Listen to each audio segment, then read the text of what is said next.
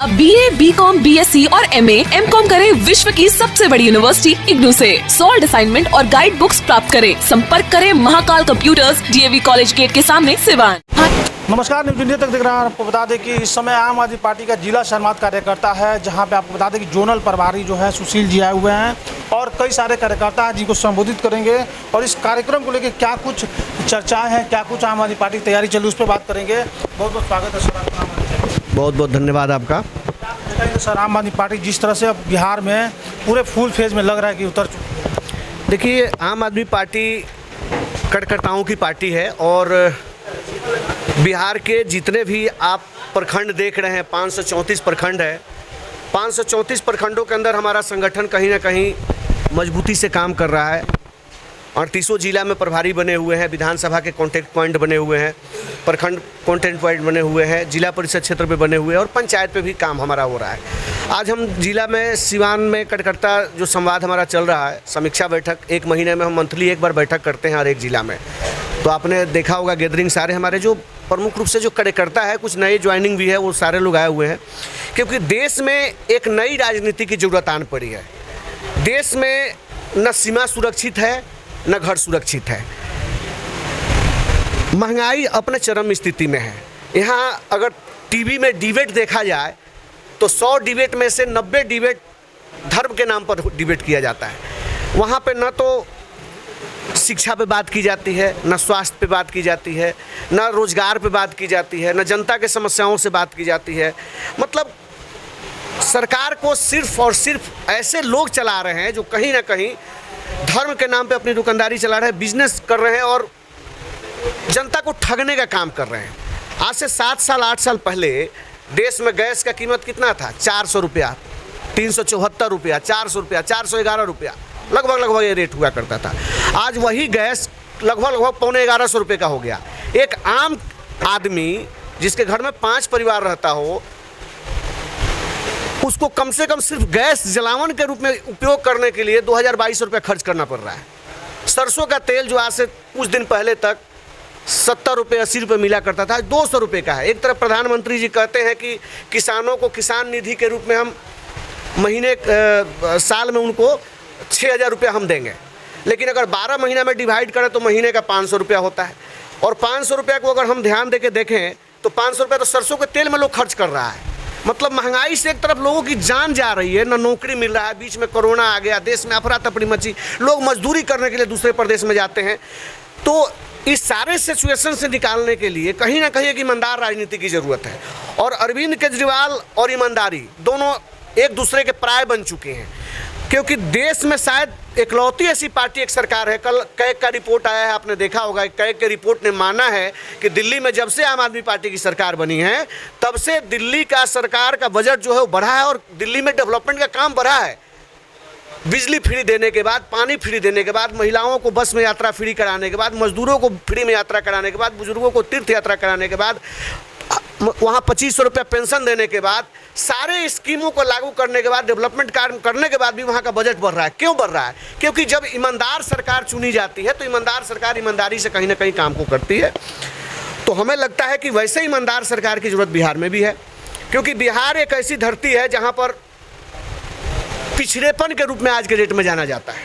जबकि जब देश आज़ाद हुआ था तो कहीं ना कहीं भारत के टॉप गिने चुने प्रदेशों में से बिहार भी प्रदेश था जिसमें डेवलपमेंट के नाम पर उसको आगे रखा गया था।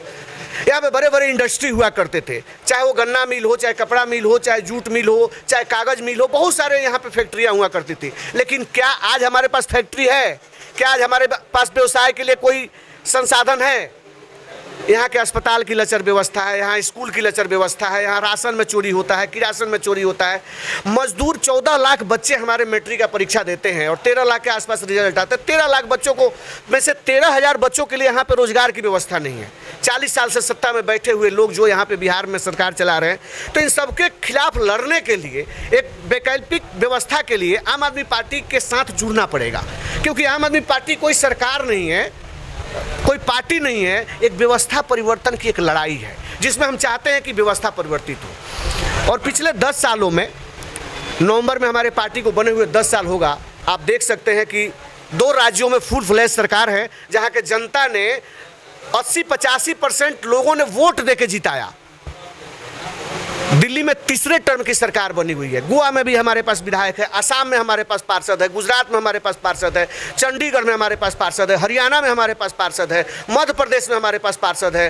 तो आज कहीं ना कहीं आम आदमी पार्टी विश्व भारत के स्तर पर, राष्ट्रीय स्तर पर बीजेपी के विकल्प के रूप में उभर रही है। ये माना जाए कि आम आदमी पार्टी आगामी लोकसभा और विधानसभा चुनाव में भी अपने उम्मीदवार उतार सकती है बिहार में? बिल्कुल उतारेगी, हम उसी की तैयारी कर रहे हैं। और आप देख सकते हैं, एक बार कैमरा का रुख आप करके देख सकते हैं कि जिला के अंदर ये हमारे ऐसे कार्यकर्ता है कि जो भाड़े से नहीं आए हैं, अपने मर्जी से अपना खाते हैं, अपना पीते हैं, अपने गाड़ी से, अपने बाइक से आते हैं और महीने में एक बार आते हैं, चर्चा करते हैं, डिस्कस करते हैं, सारे चीज़ों को देखते हैं।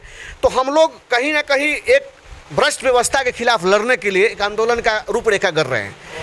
और ये व्यवस्था की बात कर रहे हैं सुशील जी, लेकिन बिहार में देखा जाता है जात पात में लोग सीमित हो रह जाते हैं। ऐसे में आपकी जो विकास की मुद्दा है, जो दिल्ली और पंजाब की बात, आप बिहार के लोगों को कैसे समझाएं? क्या किसी जाति के अंदर जब तबीयत खराब होता है तो अपने जात के डॉक्टर के पास जाते हैं इलाज कराने, और अपने जात वाला फ्री में इलाज करता है? आपसे मैं पूछ रहा हूँ, बताइए। वो जात वाला भी तो पैसा लेता है ना जी। जात वाला मास्टर फ्री में क्या ट्यूशन पढ़ाता है? जात वाले में अपने बेटी का विवाह करने जाते हैं, क्या बिना दहेज का विवाह हो जाता है? तो जात क्यों? सिर्फ वोट के लिए जात है क्या? हम अपने कुल के, अपने खानदान के लोगों को वोट देते हैं और वो जाके बैठ के वहाँ चोरी करते हैं। अपने खानदान को चोर बनाने के लिए जात पे हम वोट देंगे क्या?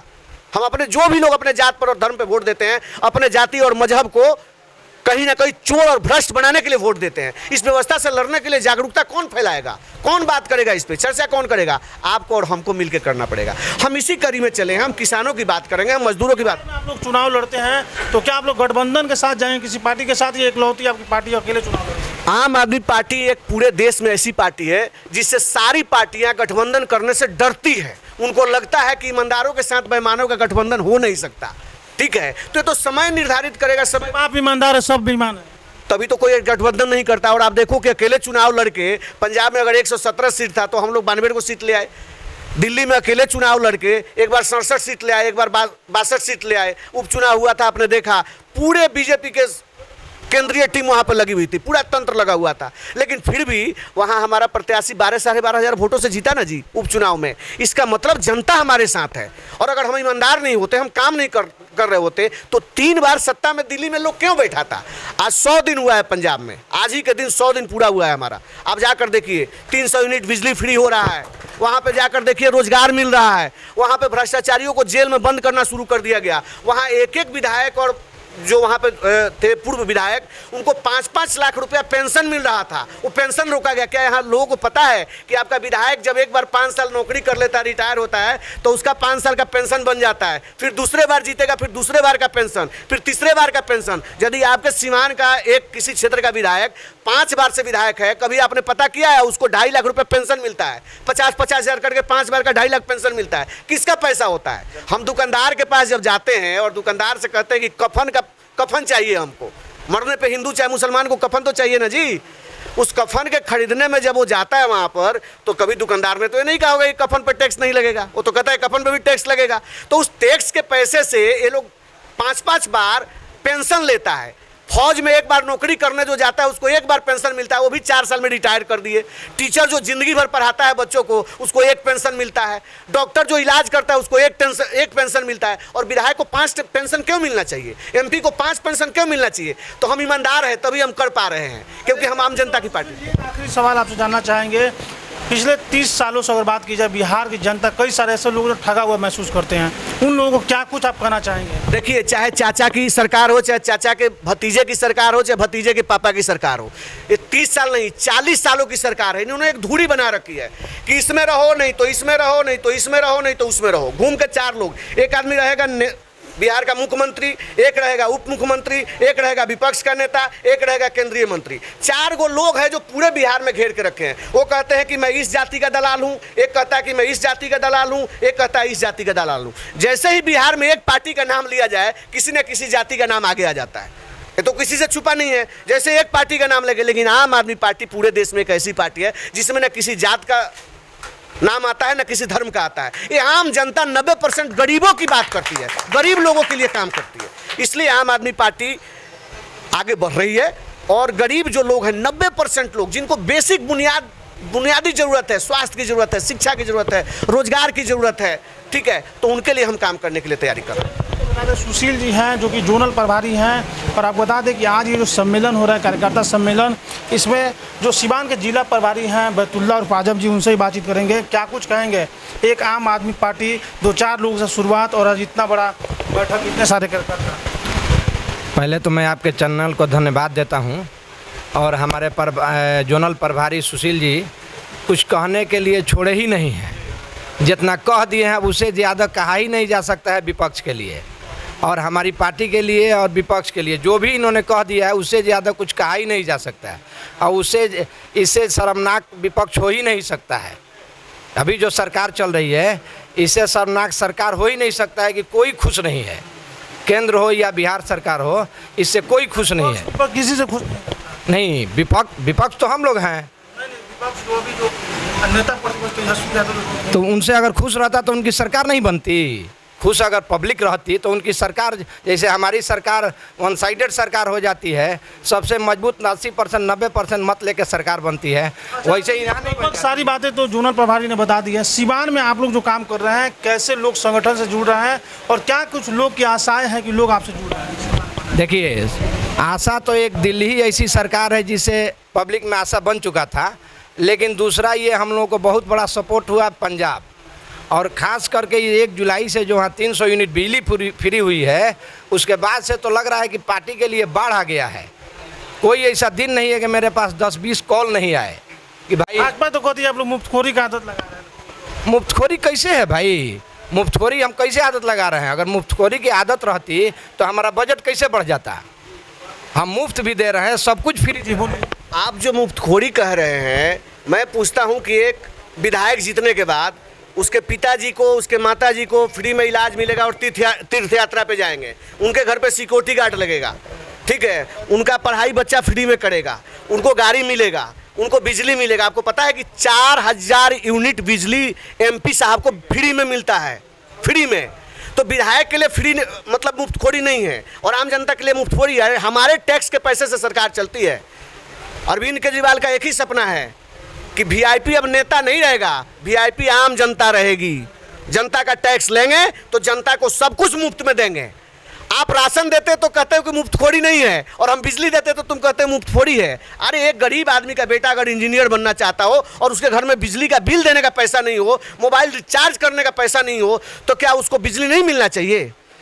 क्या उस भारत में उसका संसाधन नहीं है? इस भारत के प्रॉपर्टी पर, जैसे मैं अपने बाप का अगर 6 बेटा हूँ, 6 भाई हूँ मैं, तो अगर 12 कट्ठा जमीन हो तो 2 कट्ठा हिस्सेदारी हो गया। तो भारत में जो पैदा हुआ वो कम से कम 1.5 अरब रुपए का मालिक है, 1.5 अरब रुपए का। पहाड़ में जो गिट्टी तोड़ के आता है रोड बनवाने के लिए, जल में, कोयला में, सोना में, चांदी में, हीरा है में, मोती में, रेल में, इस सारे चीज़ों में जो हमारा भागीदारी है 1.5 अरब रुपया है। उसका 1% कितना हुआ? 1.5 करोड़ रुपया। महीने का 1.5 करोड़ एक जनता को मिलना चाहिए। कितना मिलता है हमको? हम बिजली दे रहे हैं तो तुम करो मुफ्त में दे रहे हैं। 1.5 अरब रुपये के बदले में दे रहे हैं हम अपना पहाड़ बेच सकते हैं क्या? उसमें तो प्रॉपर्टी हमारी भी है ना। हम अपना रेलवे बेच सकते हैं क्या? उसके बदले में बाबा भीम साहब अम्बेडकर ने जब संविधान की रचना की थी तो उन्होंने लिखा था कि 5 चीज़ों को, मौलिक अधिकारों को सारे जनता को फ्री में दिया जाएगा। उसमें जाति जिक्र नहीं किया था, उसमें धर्म जिक्र नहीं किया था। रोटी, कपड़ा, मकान। आप जानते हैं कि यदि कोई खाए बिना मर जाए तो DM साहब नप सकते हैं, विधायक साहब पर केस हो सकता है। कपड़ा के बिना अगर ठंडी में कोई मर जाता है तो आप देखते होंगे DM साहब अलाव जलवाते हैं, ठीक है। हो सकता है जनता को मालूम ना हो। तीसरा हो मकान। कोई पेड़ के नीचे रहता है, उसको मकान नहीं है तो सरकार को मकान बना के देना है, उसका अधिकार है, मौलिक अधिकार, संविधान में वर्णित है। और चौथा है स्वास्थ्य। अगर कोई तबीयत किसी की खराब है तो उसका मुफ्त में इलाज कराना है, ये संविधान में लिखा हुआ है, बाबा भीम साहब अम्बेडकर के संविधान में। और 5वां जो मौलिक अधिकार है शिक्षा, पहले 8वीं तक था, 12वीं तक का है। आपको पढ़ाना है और रुपया 1.5 अरब के बदले में पढ़ा रहे हैं, मुफ्त नहीं कह सकते हैं आप। वो 1.5 अरब रुपया जो हमारा है केंद्र के पास, जो ब्याज उसका 1.5 करोड़ रुपया महीने का बनना चाहिए, उसके बदले में गरीब जनता को किया जाता है। अरे जनता जागरूक नहीं है, नहीं तो तुम्हारा तो मुंह नोच लेगी। और हम लोग का काम है जनता को जागरूक कर देना। जिस दिन जनता जागरूक हो जाएगी उस दिन अपने अधिकार के लिए लड़ लेगी। तो आपको बता दें कि आम आदमी पार्टी का पे कार्यकर्ता सम्मेलन सिवान में करे और जोर शोर से पूरे बिहार में तैयारी चल रहा है। यानी आगामी लोकसभा और विधानसभा चुनाव आम आदमी पार्टी लड़ेगी। हालांकि जब चुनाव होंगे और चुनाव में कैसे जनता इनको समर्थन करेगी तो आने वाला वक्त बताएगा। बने रहिए न्यूज़ नेता के साथ।